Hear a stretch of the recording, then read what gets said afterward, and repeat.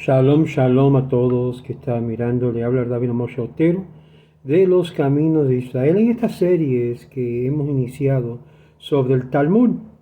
Estamos mirando ahora lo que es la ley oral. Vimos la ley oral de la primera generación. Ahora queremos ver lo que es en la era de los Sugot. Sugot en hebreo significa pares. En la era de los pares corresponde a un extenso amplio al periodo donde rigieron los griegos en lo que era la tierra de Eretz Israel entre la edad de 132 a 140 antes de la era común y subsecuentemente la era de la dinastía Asmonia de 140 a 37 antes de la era común. Culturalmente hablando era un conflicto del tiempo contra los seleucid, los griegos que habían decretado un ataque sobre la religión judía, contra lo que es la influencia helenista y contra lo que es varios sectas herégicas que fueron establecidos durante este periodo. Durante esos días el periodo era dominado por grandes figuras legendarias del sumo sacerdote Simón Hasadik o el justo. Esto se considera con mucha falta de claridad acerca del papel histórico de Simón, y exactamente la fecha que ésta cubre, pero es posiblemente por causa de la nubulosa surgimiento que había dos diferentes pueblos, abuelos y granietos que comenzaron con el mismo nombre de apelación. Y es también que fue usado esto para denotar las actividades colectivas de varios sumos sacerdotes en el periodo de la transición entre el gobierno persia y el comienzo de la opresión seleucid. Los judíos estaban gozándose de deshacer de ellos lo que es los regentes persios. Y fue ahí durante este tiempo que había armonía entre la nueva dirigentes o dirigentes helenistas, particularmente la casa de Ptolomé en Egipto. Simón había dado de forma grandemente alabanzas, concluyendo en su libro llamado Ben Sira, escrito durante este periodo, y cuando fue descrito el esplendor del sacerdocio y los líderes del pueblo como personas piadosas. El Talmud o las fuentes talmúdicas lo definen como remanentes de la gran asamblea.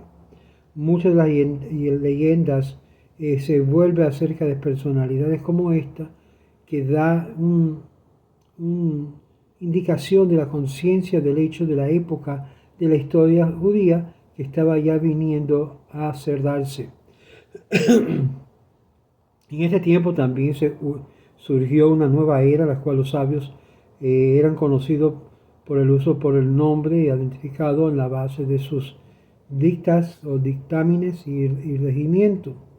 Anónimamente los escribas habían tenido un grupo pequeño de líderes cuyos sabios y dichos eran innovación para la sobrevivencia hasta el día presente. Aunque la influencia de los griegos conquistaron lo que era el imperio persia, no era tan profundo, enraizado en la vida de Eretz Israel en ese entonces, la cultura. Aún en Alejandría vinieron a ser un centro de poder de la cultura helenista, y fue principalmente entre los judíos de Egipto que cayeron y sintieron el impacto, mientras que los judíos que estaban en la tierra de Eretz Israel generalmente encontraron otros aspectos de la cultura griega y el helenismo externo en varias antiguas variaciones llamado el levantismo, que fue exitoso en combinar lo que es el entrapamiento externo de la cultura griega con varios aspectos de la cultura del Medio Oeste. Este helenismo fue que mezcló con las culturas de Persia y Siria y las otras religiones, pero por causa de la naturaleza de la fe, los miembros de la gran asamblea no había llegado a un síntesis en la cual habría de ser la nueva religión judía. En este tiempo, muchas generaciones de que había de llegar era irreconciliable y no era reconocido, y como tal confrontaba las ideas y filosofía griega con el espíritu del judaísmo, hasta el extent que fue contactado por establecer entre los dos mundos algo totalmente de una perspectiva diferente. Y fue ahí a un nivel muy alto que la admiración era mutua. Las manifestaciones externas de la civilización griega y el extracto de muchos judíos era algo constante de presión oficial que fue con el fin de asimilar al pueblo de Judea a un mayor reino helenista.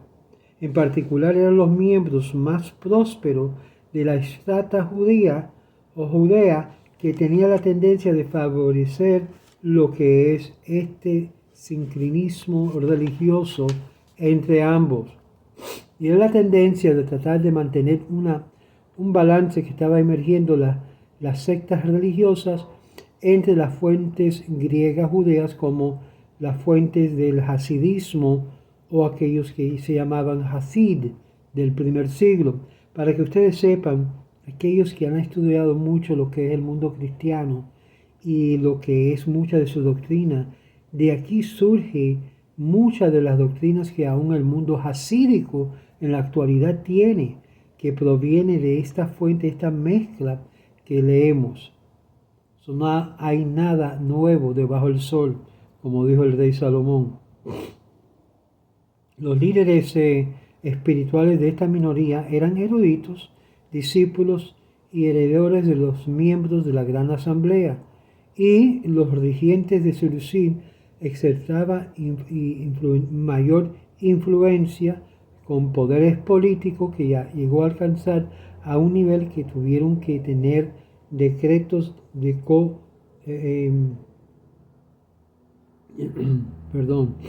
decretos en la fe judía dirigidos hacia y en contra de la misma existencia de la religión judía. Como resultado, este doble sentido propósito o proceso comenzó cuando el pueblo judío, de una persecución brutal, fue encontrado de una clara rehúso y refutación que transgredía contra la Torá y la base del concepto de Yabareg Veal Yavor, mejor morir que pecar. Esta disponibilidad de sufrir y aún morir en vez de traicionar la verdadera fe se refleja en las fuentes talmúdicas y en el libro en particular del libro de los Macabeos. Simultáneamente, las autoridades judías introdujeron sus propios decretos con el fin de desanimar la fraternización entre judíos y no judíos. No solo esto, sino las regulaciones estrictas que estaban dispuestos a aceptar por el pueblo a través del curso del tiempo llegó a ser parte de la halajá y la cultura misma de la tradición judía. Por eso vas a ver muchos hablar de lo que es llamado el ayin nesek, lo que es vino. Cuando trata con el vino es un asunto muy delicado a través del Talmud, que no se puede tomar vino hecho por un gentil, por las implicaciones que ésta tiene. Durante este tiempo amargo, también es llamado sobre la actividad creativa y la legislación, con el fin de formular lo que es restricción razonable sobre la disponibilidad de los creyentes arduos para poder sacrificarse por el hecho de su religión. Las ordenanzas permitían lo que es una guerrilla defensiva sobre atribuir lo que es sobre el Shabbat, como leemos en el libro de Macabeo, y que fue dirigido por Matitas, el padre de los Asmoneos, o la dinastía Asmoneos, uno de los primeros rebeldes contra los Seleucid. Eventualmente se desarrolló como un partido que regía y soportaba por textos bíblicos en el tiempo de guerra y crisis que le permitía violar el Shabbat, como vemos que hoy en día, cuando hay declaración de guerra como lo que ahora Israel está, muchas de las reglas del Shabbat son suspendidas.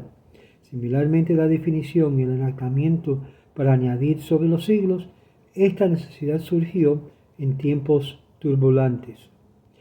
El triunfo de la rebelión de los asmoneos comenzó con un levantamiento popular y religioso que estaba por delante por un Hasidim que llevó de facto la liberación de Judea y la tierra de Israel bajo el yugo foráneo. Por un tiempo parecía que los asmoneos rigieron y así los miembros de esta casta de familia sacerdotal automáticamente llegaron a ser los sumos sacerdotes, la cual tenían un poder amplio ejecutivo y poder político, mientras que los sabios estaban en los tribunales de lo que se llama Beit Din y que podía haber sido visto como citado Heber Beha Yebudim sobre las citas de las monedas de los asmoneos, que podía controlar los asuntos según de acuerdo a los patrones establecidos, pero en los asuntos del Estado no habría de durar, siendo que los dirigentes de los asmoneos, por razones políticas y otras razones, comenzaron a favorecer a los saduceos, los sedoquim, en contrariedad una vez que se rompió esta división grande entre el pueblo de los sacerdotes. Sabemos muy poco sobre el origen de los saduceos, pero sabemos que hay una gran cantidad y extensiva influencia de ellos sobre los sacerdotes y los hombres ricos, que incluía entre ellos. Formalmente hablaba de los saduceos como los que aborcaban una forma religiosa conservativa, rechazando la ley oral y sus tradiciones y dictámenes, y llamaban a la gente a regresar a la observancia de la ley escrita solamente. De hecho, los cairitas, por muchas generaciones después, fueron obligados a crear su propia tradición oral con el fin de observar la ley escrita satisfactoriamente. Es decir, sin la ley oral, tienen que, y eso se lo dice a los cairitas como cualquier otro grupo que quiere mantenerse solamente por la ley escrita, tienen que crear su propia ley oral o interpretación de la ley escrita. Y esto es lo que es la ley oral del Talmud. Concerniente a los confines de la autoridad mosaica, codificado en la esfera de las acciones prácticas y muy estricto sentido, con el fin de facilitar a aquellos que estaban emulando la civilización griega. Y los saduceos rechazaron varios fundamentales de la fe, aceptado por el pueblo judío en ese tiempo, incluyendo la creencia de la inmortalidad del alma. Es decir, no creían que una vez una persona moría, iba a un lugar. Una vez que uno muere, muere, ya punto. No hay más vida para el alma. Y ni tampoco creían en lo que es el galardón celestial o en la resurrección de los muertos, cosa que iba a ser fundamental para los fariseos y otros grupos de ese tiempo. Aunque los saduceos proclamaban la necesidad de regresar a las creencias antiguas y conducir y sus patrones de conducir, obviamente era una secta innovativa, algo que estaban creando, de la cual anteriormente se sabía que había ley oral. La mayoría de la población, incluyendo aquellos que no tenían simpatía con los hasidim, continuaron a través de su camino, guiados por los perushim, los fariseos, llamados separatistas, que aparentemente denota por ordos.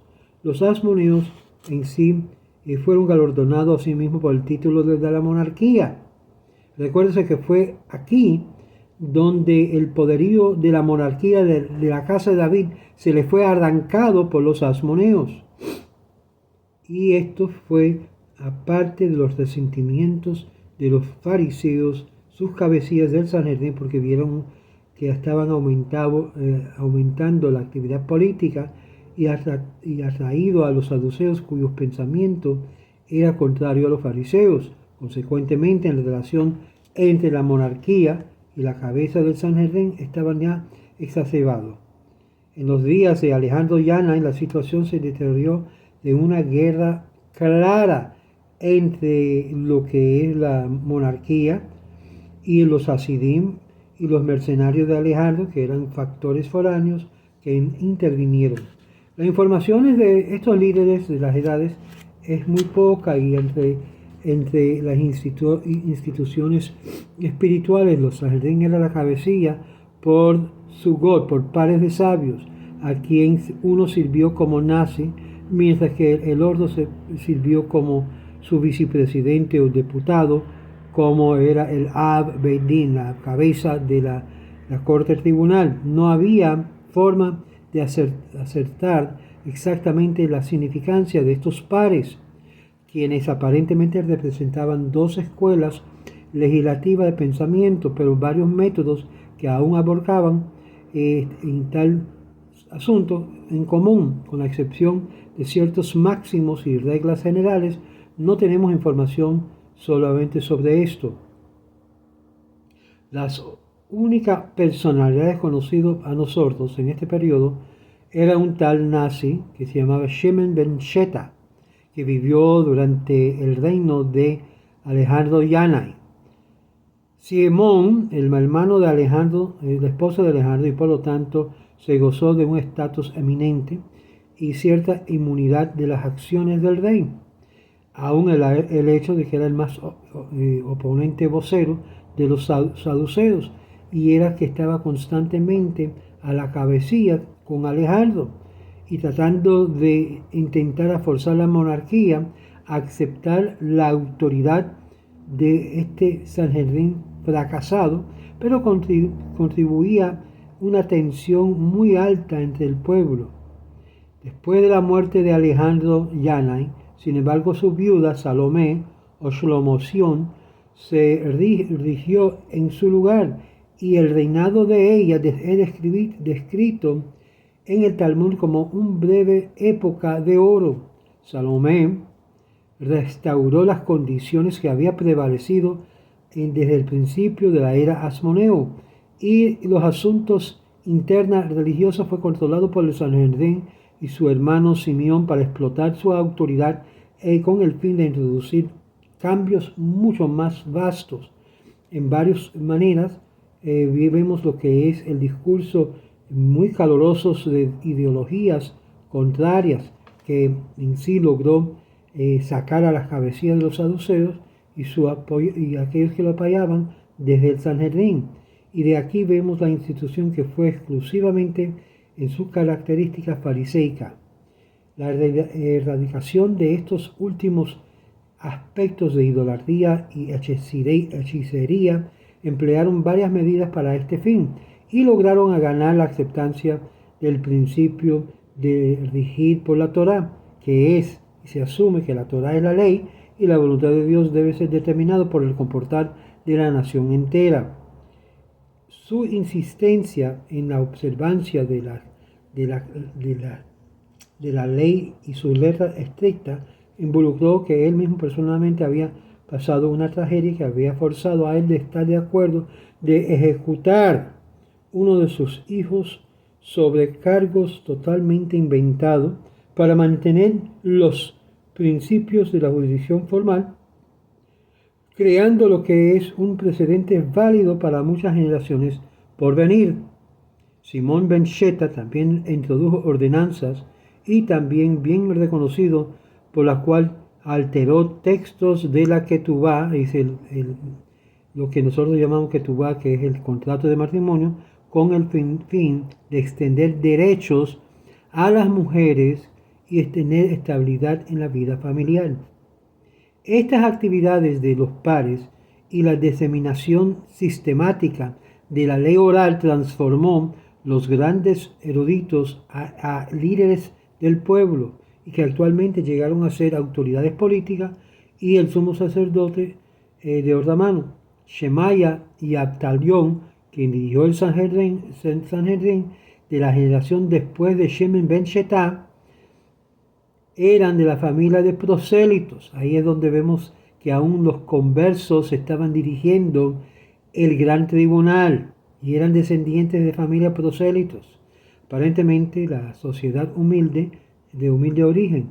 El pueblo, sin embargo, vieron sus decisiones legales como verdaderos líderes que estaban en preferencia que la del sumo sacerdote a la altura de su popularidad anterior. Estas declaraciones talmúdicas y la sabiduría de la Torá es más precioso que la perla, que los sacerdotes que entraban en el lugar más santo y fue aceptado por la nación entera.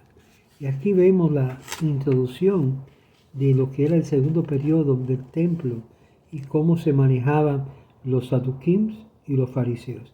En el próximo video, que todavía estamos tocando sobre lo que era esencial, el Talmud esencial, vamos a ver este periodo llamado Tanaim.